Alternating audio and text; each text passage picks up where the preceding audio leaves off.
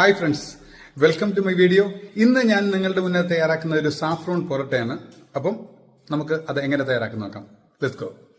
അതിനായി ഫ്രണ്ട്സ്, ഞാൻ 750 ml milk എടുത്തിട്ടുണ്ട്. അതിലേക്ക് ഞാൻ 22 ഗ്രാംസ് ഷുഗർ ആഡ് ചെയ്യുന്നുണ്ട്. അല്പം സാഫ്രോൺ ആഡ് ചെയ്ത് ബോയിൽ ചെയ്ത് ഞാൻ അതിലേക്ക് അല്പം വാനില എസൻസ്, ഒരു 5 ml വാനില എസൻസ് ആഡ് ചെയ്യുന്നുണ്ട്. അത് ഞാൻ തണുക്കാനായിട്ട് മാറ്റി വെച്ചു. അതിനുശേഷം ഞാനൊരു 1.5 കിലോ മാവ് ഞാനിവിടെ എടുത്തിട്ടുണ്ട് പൊറോട്ടയ്ക്ക് വേണ്ടി. അതിനായിട്ട് 3 എഗ് ആഡ് ചെയ്യും. ഞാൻ പെർ kg 2 എഗ് ഞാൻ ആഡ് ചെയ്യുന്നുണ്ട്. ഇവിടെ ഞാൻ 3 എഗ് ആഡ് ചെയ്തിട്ടുണ്ട്. അത് ഞാൻ നന്നായിട്ട് കുഴച്ചെടുക്കുന്നു. നമ്മൾ കുഴച്ചെടുക്കുമ്പോൾ ശ്രദ്ധിക്കേണ്ടതെന്ന് വെച്ചാൽ നമ്മൾ ഈ രീതിയിൽ തന്നെ സ്ട്രെച്ചിങ് ആൻഡ് ഫോൾഡിങ് ഔട്ട് ചെയ്ത് തന്നെ വേണം നമ്മൾ ആ പൊറോട്ട കുഴയ്ക്കാനായിട്ട്. എന്നാൽ മാത്രമേ ബൈൻഡിങ് കറക്റ്റ് ആവുകയുള്ളൂ. അപ്പം ഞാനത് കുഴച്ച് തയ്യാറാക്കിയതിന് ശേഷം ഞാനപ്പം അല്പം ഓയിലൊക്കെ അപ്ലൈ ചെയ്ത് ഒരു 2 മണിക്കൂറത്തേക്ക് ഞാൻ അത് റെസ്റ്റിങ്ങിന് വെക്കുന്നുണ്ട്. നന്നായിട്ട് കവർ ചെയ്യണം, അല്ലെങ്കിൽ അതിന്റെ സ്കിൻ ഡ്രൈ ആയി പോവും. നന്നായിട്ട് കവർ ചെയ്ത് 2 മണിക്കൂർ വെച്ചതിന് ശേഷം ഞാനത് ബോൾ പിടിക്കുന്നുണ്ട്. ഈ 1.5 കിലോ മാവിൽ നിന്ന് നല്ലൊരു മീഡിയം പൊറോട്ട, ഒരു 30 പൊറോട്ട നമുക്ക് കിട്ടും. 1 കിലോ മാവിൽ നിന്ന് നമുക്ക് 20 പൊറോട്ട എടുക്കാൻ സാധിക്കും.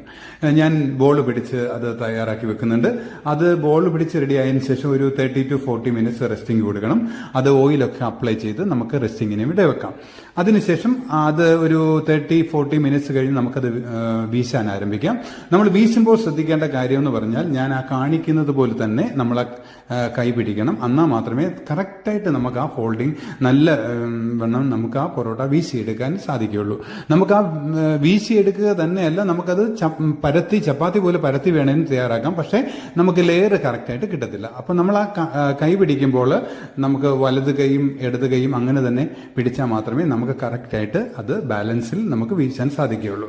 അതിനുശേഷം അല്പം ഫ്ലവർ അതിന്റെ മണ്ടയ്ക്ക് ഡസ്റ്റ് ചെയ്ത് കൊടുക്കണം, അത് ലെയർ കിട്ടാൻ വേണ്ടി. അതിന് ശേഷം നമുക്ക് ഇത് ചുറ്റി തയ്യാറാക്കി വെച്ചതിന് ശേഷം നമുക്കൊരു 15-20 മിനിറ്റ്സ് റെസ്റ്റിംഗ് കൊടുക്കാം. അതിനുശേഷം നമുക്ക് കുക്കിങ്ങിന് വേണ്ടി സ്റ്റാർട്ട് ചെയ്യാം. കുക്കിംഗ് മീഡിയം ടെമ്പറേച്ചർ കെയർഫുൾ ആയിരിക്കണം. ഒരുപാട് ഹൈ ടെമ്പറേച്ചറാണ് ബേണായി പോവും. സ്ലോ ആണെങ്കിൽ പൊറോട്ട ഹാർഡായി പോകും. അത് ഒരു മീഡിയം ടെമ്പറേച്ചർ വെക്കണം. ഞാനിപ്പോൾ പൊറോട്ട തയ്യാറാക്കിയിട്ടുണ്ട്. നല്ല സൂപ്പർ ആയിട്ടുണ്ട്. നല്ല ലെയർ വന്നിട്ടുണ്ട്, നല്ല ക്രിസ്പിനെസ് വന്നിട്ടുണ്ട്, സ്വീറ്റ്നെസ് എല്ലാം ഓക്കെയാണ്. നല്ല വണ്ണം പൊറോട്ട റെഡി ആയിട്ടുണ്ട്. ഇതിനു വേണ്ടി ഞാൻ ഉപയോഗിക്കുന്നത്, ഇപ്പം തന്നെ നല്ല ക്രിസ്പിനെസ്, നല്ല ലെയർ വന്നിട്ടുണ്ട്, നല്ല അടിപൊളിയായിട്ടുണ്ട്. ഇതിനായിട്ട് ഞാൻ ഉപയോഗിക്കുന്നത് സൈഡായിട്ട് ചിക്കൻ കറിയാണ്. ചിക്കൻ കറി വിട്ട് സാഫ്രോൺ പൊറോട്ട സൂപ്പർ ആയിട്ടുണ്ട്, അടിപൊളിയാണ്. അപ്പം ഇത് എല്ലാവരും ചെയ്തു നോക്കുക. ഈ വീഡിയോ എല്ലാവർക്കും ഇഷ്ടപ്പെടുന്നു കരുതുന്നു.